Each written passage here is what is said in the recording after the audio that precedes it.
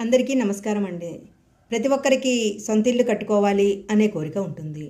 దానికోసము ఎంతో కష్టపడుతూ ఉంటారు. ఇలా ఎంతో కష్టపడి ఇల్లు కట్టుకోవడానికి ప్రయత్నం చేస్తూ ఉంటారు. అయితే కొంతమంది చాలా త్వరగా ఇల్లు కట్టుకుంటే, కొంతమంది ఎంత ప్రయత్నం చేసినా ఇల్లు కట్టుకోలేకపోతారు.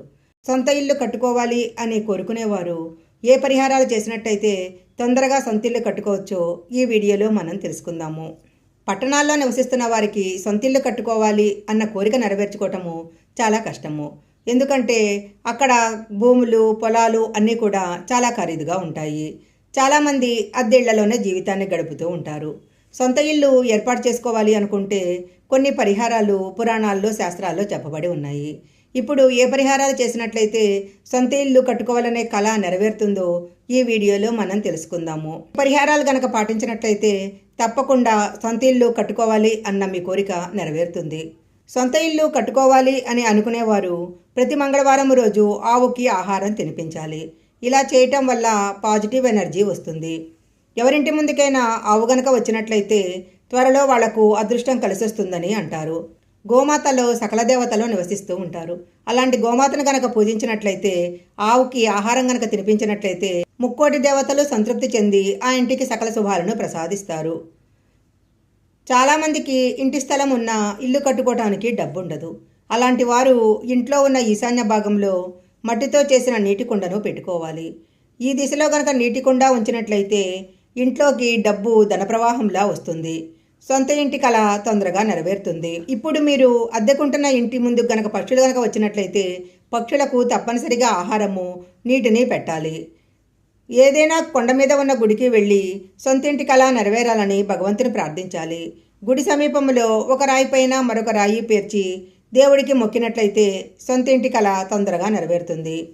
మంగళవారం రోజున ఇంట్లో పూజ చేసి ఒక అరకిలో బెల్లము ఇంటి ముందు ఒక గొయ్యి తీసి మట్టిలో పాతి పెట్టాలి. ఇంటి ముందు మట్టి కనుక లేకపోయినట్లయితే పూలగండిలో మట్టి కొంచెం తీసి దాంట్లో బెల్లం పెట్టి పైన మట్టి కప్పేయాలి.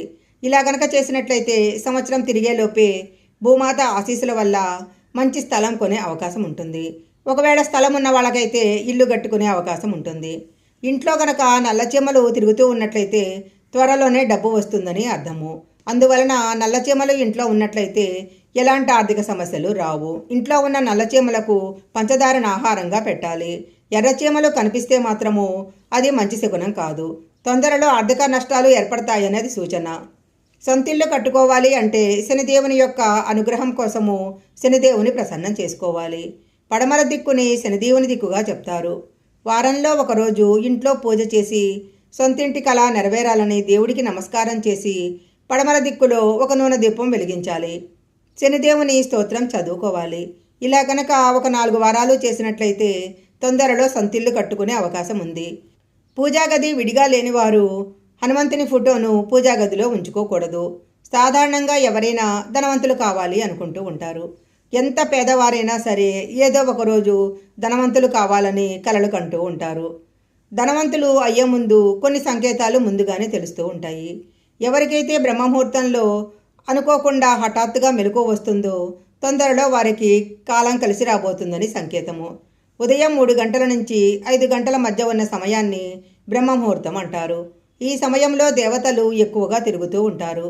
అందువలన ఈ సమయంలో గనక మెలకువ వచ్చినట్లయితే జీవితంలో తప్పనిసరిగా మంచి స్థానానికి వెళ్తారు.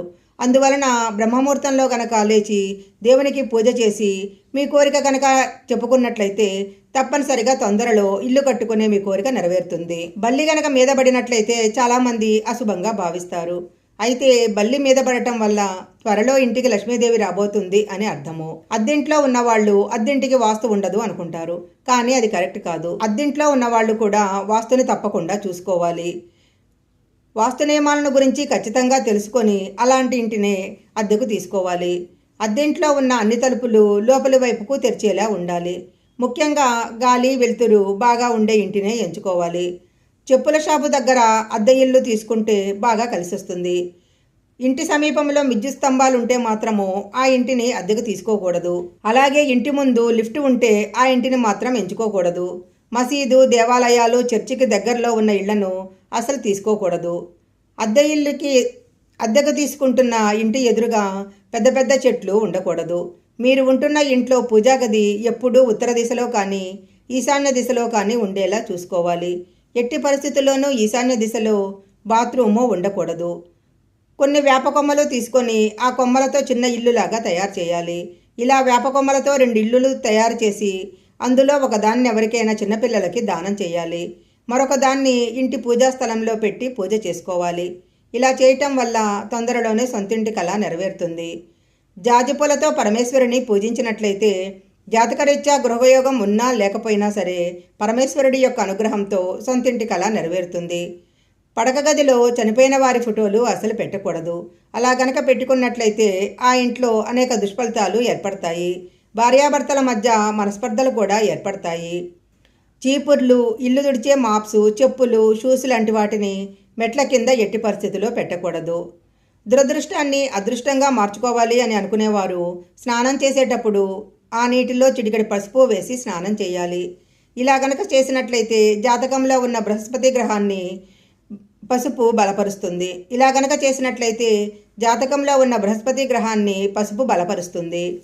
అలాగే సొంతిండ్లు కావాలి అని అనుకునేవారు 7 శనివారాల పాటు వెంకటేశ్వర స్వామికి ప్రతి శనివారము పిండి దీపారాధన చేయాలి.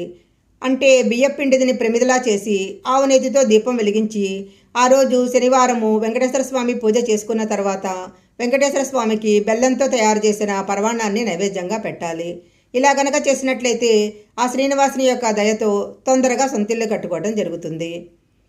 అలాగే శనివారము వెంకటేశ్వర స్వామికి సొంతిల్లు కళ నెరవేరాలని ముడుపు కట్టుకున్నట్లయితే అప్పుడు వెంకటేశ్వర స్వామి దయ వలన సొంతిల్లు కళ నెరవేరుతుంది. ఈ వీడియోలో చెప్పిన పరిహారాలు చేసినట్లయితే తొందరలోనే సొంతిల్లు కానీ స్థలం కానీ కొనుక్కునే అవకాశం ఉంటుంది. ఈ వీడియో కనుక మీకు నచ్చినట్లయితే లైక్ చేయండి, షేర్ చేయండి. ఇలాంటి మరిన్ని వీడియోల కోసం మా ఛానల్ సబ్స్క్రైబ్ చేసుకోండి. పక్కనే ఉన్న బెల్ ఐకాన్ యాక్టివేషన్ చేసుకుంటే మేము పెట్టే వీడియోలన్నీ కూడా మీకు ముందుగానే నోటిఫికేషన్గా వస్తాయి. మరొక మంచి వీడియోతో మళ్ళీ కలుసుకుందాం.